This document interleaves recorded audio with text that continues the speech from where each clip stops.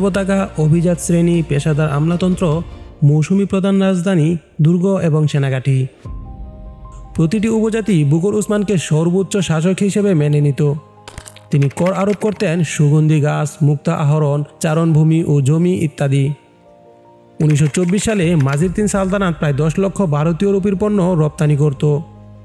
60% লুবান ও আঠা, 20% মাছ ও সামুদ্রিক পণ্য, বাকি 20% পশু সম্পদ। মাজিদ-তিন তখনকার সোমালিয়ার অন্যতম শক্তিশালী বাণিজ্যিক শক্তি হিসেবে পরিচিত ছিল। সালতানাতের নিয়মিত সেনাবাহিনী ছিল।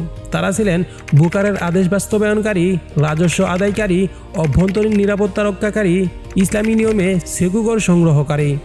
মাজিদ-তিন সালতানাত আফ্রিকায় এক অনন্য ইতিহাসের অংশ, যেখানে ধর্ম, বাণিজ্য, কূটনীতি ও সামরিক শক্তি একই সূত্রে গাঁথা ছিল।